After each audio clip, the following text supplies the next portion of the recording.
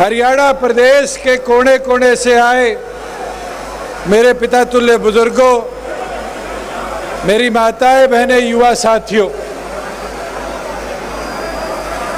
मैं पहले तो आपका आभार धन्यवाद प्रकट करता हूं कि 4 साल आप सबके प्यार, आशीर्वाद और सहयोग से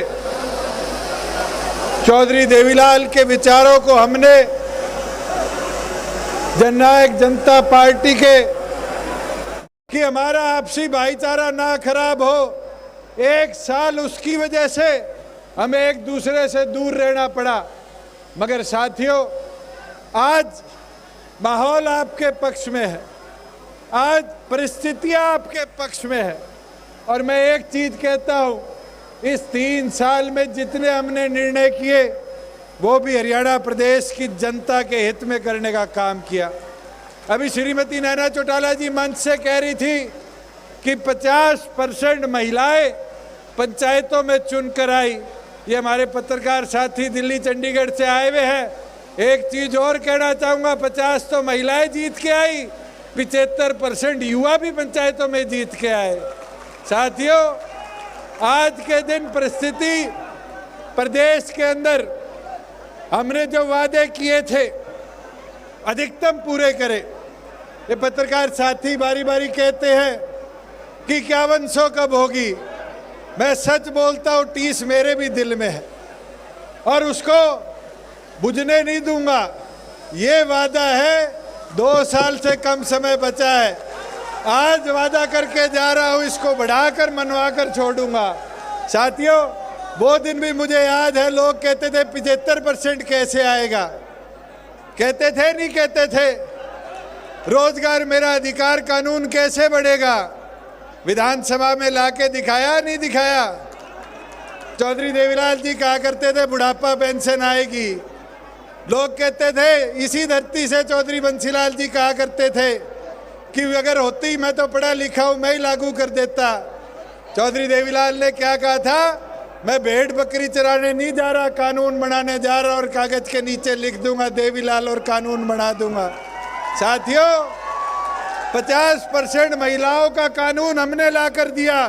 आज देश भर में उठाकर देख लो, इतनी बड़ी हिस्सेदारी कानूनी तौर पर जिला परिषद, ब्लॉक समिति, पंचायत, मेंबर पंचायत आज देश में कहीं भी नहीं है।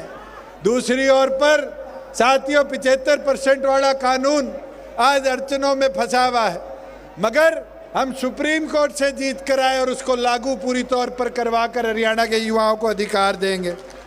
एक वादा आपका और था कि ठेका प्रथा प्रदेश में बंद करेंगे, डीसी रेट बंद कराएंगे और डीसी रेट को बंद कराकर कौशल रोजगार निगम बनाया। और उस कौशल रोजगार निगम के साथ आपकी पार्टी का एक वादा था कि मिनिमम वेज, जो हमारा सबसे कम पैसा मिलना चाहिए किसी कर्मचारी को, वो 16,000 करेंगे। और साथियों, आज उठाकर देखो, कौशल रोजगार में 3 कैटेगरी है, ABC, तीनों के अंदर आज 16,000 से अधिक और आज एक कैटेगरी में तो 17,500 रुपये मिनिमम वेज देने का काम कर रहे हैं। मगर एक चीज़, ये मेरी माताएं बहनें बैठी है, अभी नैना चौटाला जी भी ये आग्रह कर रही थी कि 50% महिलाओं को दे दिया पंचायत में अधिकार, 33% अधिकार आपने राशन डिपो में दे दिया। ये आज वादा करता हूं कि कौशल रोजगार में भी महिलाओं की हिस्सेदारी हो। अब इस लड़ाई को लड़ूंगा कि 33% महिलाओं का भी हिस्सा कौशल रोजगार की नौकरियों में दिलवाने का हम प्रदेश में काम करें। साथियों, एक चीज, प्रदेश में रोजगार के अवसर कैसे बढ़े। एक दौर था हुड्डा साहब का, जब जमीनें बिका करती थी, इंडस्ट्री प्रदेश छोड़ के जा रही थी। माहौल ठीक करने में समय तो लगा, मगर आज खुशी के साथ कहता हूं कि हमने 30,000 करोड़ का निवेश प्रदेश में बनाया। इससे लाखों रोजगार आएंगे। दुनिया का सबसे बड़ा गाड़ी बनाने वाला मैन्युफैक्चरिंग मारुति का प्लांट, और कहीं नहीं, ये पवन बैठा एक दिन मेरे को बोलने लग गया था, कहता हमारे खरखोदा की तरफ हुड्डा साहब वोट लेने आया करते थे, विकास की बात आती थी तो नहीं देखते थे। कहते आने वाले 10 साल में ये मारुति आपने ला दी गुड़गांव से ज़्यादा हमारे खरखोदा को डेवलप करने का काम करेंगे। साथियों, आज 10,000 गाड़ियाँ एक प्लांट से साल में बनेगी। वही मेवात जैसी जगह जहाँ इंडस्ट्री जाने से कतराती थी, आज मेवात के अंदर हमने प्रयास कर कर बैटरी मैन्युफैक्चरिंग की दुनिया की सबसे बड़ी कंपनी लाने का काम किया। गुड़गांव के अंदर एशिया का दूसरा सबसे बड़ा वेयर हाउस लॉजिस्टिक का आज हम ई कॉमर्स के लिए बनवा रहे हैं फ्लिपकार्ट से। आज अगर उठाकर देखो प्रदेश भर के अलग अलग जिलों में, चाहे पद्मा योजना हो, चाहे हमारी स्टार्टअप योजना हो, चाहे ई व्हीकल योजना हो, अलग अलग इंडस्ट्री का रुझान हरियाणा की ओर बढ़ा। और तो और बसों की कंपनी जेबीएम ने इंडिया में इलेक्ट्रिक बस बने, उसका पहला प्लांट आपके पलवल में लगाने का काम किया। साथियों, मैं तो एक चीज़ बोलना चाहूँगा, आज हमें फोकस करना है, बढ़ाना है, कमेरे की ताकत को बढ़ाना है। और प्रदेश सरकार ने अनेक ऐतिहासिक फैसले लिए हैं। आज आयुष्मान योजना हर उस गरीब बीपीएल होल्डर को मिलती है, जिससे वो देश के किसी भी कोने में जाकर 5 लाख तक का इलाज मुफ्त में करा सकता है। आज बीपीएल की सीमा केवल मात्र हरियाणा इकलौता प्रदेश है जहाँ 1,20,000 से बढ़ाकर 1,80,000 करने की काम किया। और ये वादा आज करता हूँ कि अब बीपीएल राशन कार्ड बनाने के अंदर दफ्तरों के चक्कर काटने की जरूरत नहीं। आपको कोई पीला, हरा, खाकी रंग से बांटने का काम नहीं करेगा। अगर आपके परिवार की आय 1,80,000 से नीचे है तो आपके पीपीपी के ऊपर आधार नंबर डिपो में जाके दे देना। नए साल से आपको भी सारी बीपीएल की सुविधाएं जिस भी परिवार की आय 1,80 से नीचे उसको देने का काम करेंगे। साथियों, एक चीज़ जरूर बोलूँगा, खेलों की जब बात करते हैं तो भिवानी का अहम योगदान रहा है और हमेशा भिवानी ने बढ़ चढ़कर खेलों में हिस्सेदारी दी है, चाहे बॉक्सिंग हो, रेसलिंग हो। आज डॉक्टर साहब के पुराने साथी सज्जन बड़ाली जी हमारे साथ वापस आए हैं, मेरे को तो बड़ी खुशी की बात है। इनकी भतीजियों ने, गीता बबीता ने देश का नाम दुनिया में रोशन करने का काम किया। और आज तो मैम के मोखरा की हमारी छोरियाँ भी जाकर दुनिया में रेसलिंग के मेडल लाने का काम साक्षी जी कर रही है। टोक्यो के अंदर हमारे करनाल के साथी नीरज ने पहली बार एथलेटिक्स के अंदर गोल्ड मेडल ओलंपिक्स में देश को लाकर देने का काम किया। मैं आपको एक चीज़ बोलना चाहूँगा, स्टेट गवर्नमेंट ने जब ये सारे साथी टोक्यो से वापस आए तो रिहैबिलिटेशन सेंटर और अनेक चीज़ की घोषणा करी। मगर कई बार खिलाड़ियों को देखता हूँ, कोई खिलाड़ी चोटिल हो जाता है, जैसे एक साथी पीछे प्लास्टर बांधे बैठा है हरी शर्ट में। जब साथी चोटिल हो जाता है तो उसकी रिकवरी का खर्चा कैसे मिले?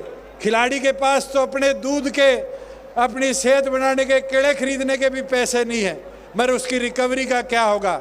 ये वादा है कि अब हरियाणा प्रदेश में हम योजना बनाएंगे, आने वाले समय में खिलाड़ियों को भी मेडिकल इंश्योरेंस मिले, रिहैबिलिटेशन के लिए पैसा मिले, इसकी व्यवस्था हरियाणा प्रदेश में करने का काम करेंगे। साथियों, मैं एक चीज़ कहूँगा, हरियाणा में युवाओं के लिए अवसर कम नहीं छोड़े। आज आपके भिवानी में अभी मैं आ रहा था, 4 छोटे छोटे जहाज हवा में घूम रहे थे।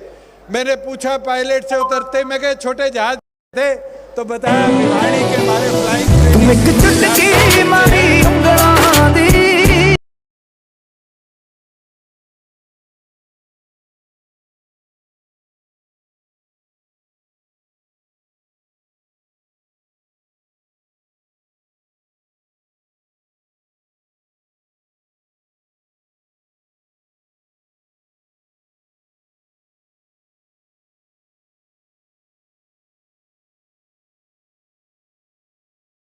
ले रहे हैं।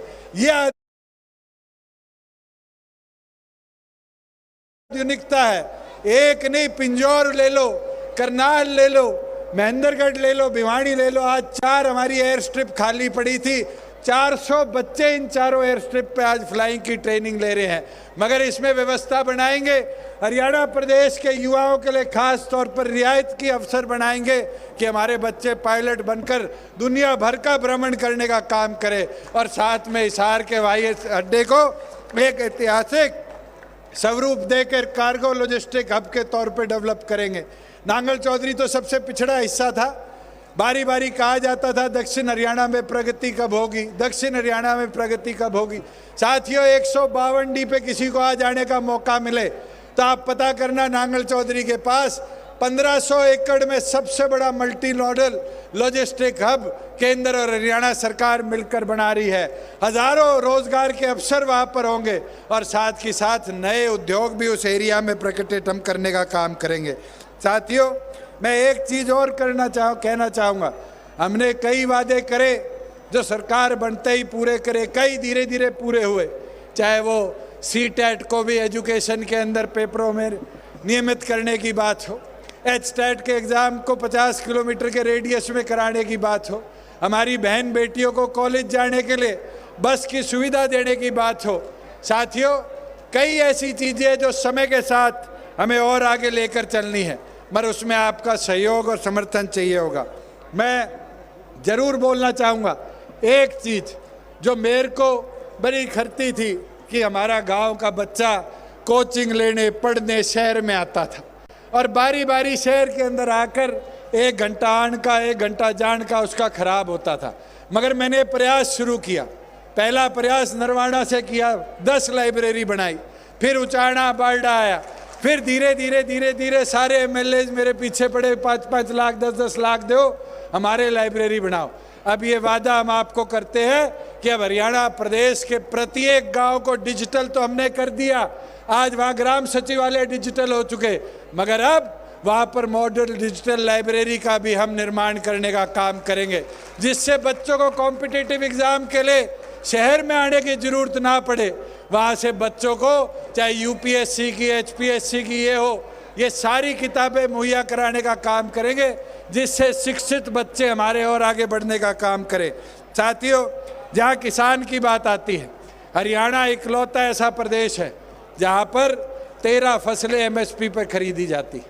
कोई और प्रदेश नहीं है देश में जहाँ 13 फसलों को MSP पे खरीदा जाए।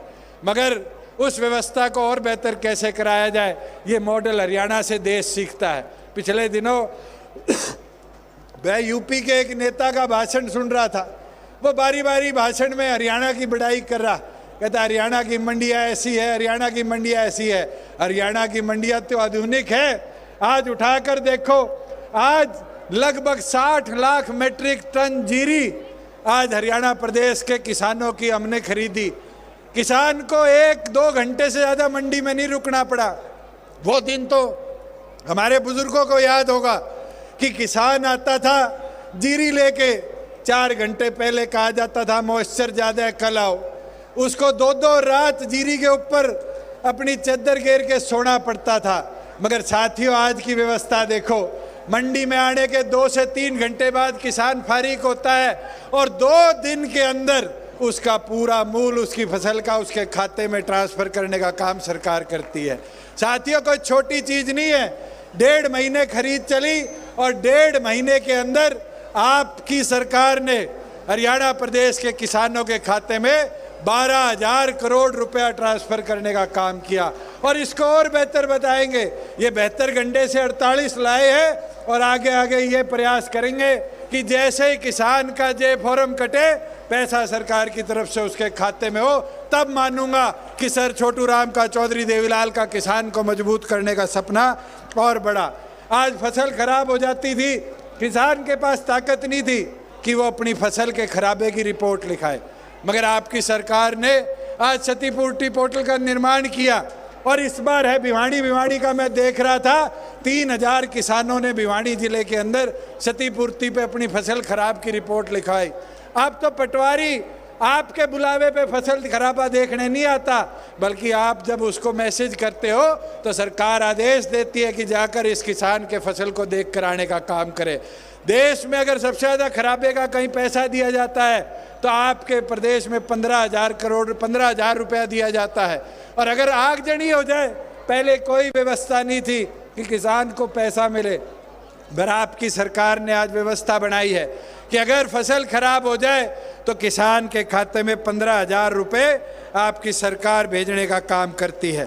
साथियों, गरीब मजदूर को मनरेगा के माध्यम से हमने 600 करोड़ से शुरू किया, 800 करोड़ लेके आए और इस साल 1200 करोड़ रुपया मनरेगा के मजदूरों के माध्यम से प्रदेश के हित के कामों में लगाएंगे।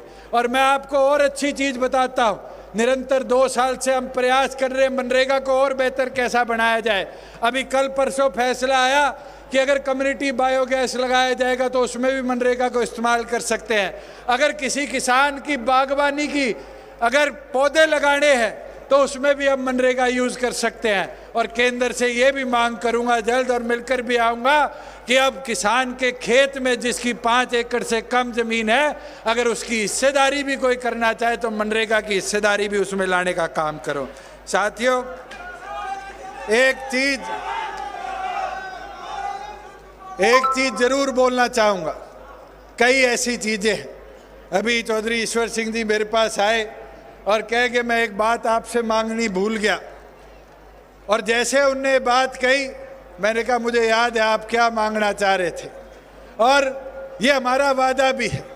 और ये वादा मैं ये आज मंच से कह देता हूँ, फरवरी 2023 में पूरा कर देंगे कि कुरुक्षेत्र में रविदास मंदिर का निर्माण कर और आपके नेतृत्व में कराऊंगा चौधरी साहब कि आप जाकर वहाँ जाकर इस मंदिर को आगे लेकर चलने का काम करें, सोच को आगे बढ़ाने का काम करें। साथियों, एक चीज़ ज़रूर हमें सब समझने की ज़रूरत है, देखने की ज़रूरत है कि प्रदेश के अंदर जब प्रगति होती है तो बहुत से लोगों को दिक्कत भी होती है। बहुत से लोग सोचते हैं कि ये क्यों हो रहा है, ये कैसे हो रहा है। मैं आज आपको बताता हूँ, 3 साल का सफ़र कोई आसान नहीं रहा। बहुत से साथियों ने मेरे ऊपर आरोप लगाए, पहले कहा कि ये गड़बड़ कर दी, फिर कहा ये गड़बड़ कर दी, फिर कहा ये गड़बड़ कर दी।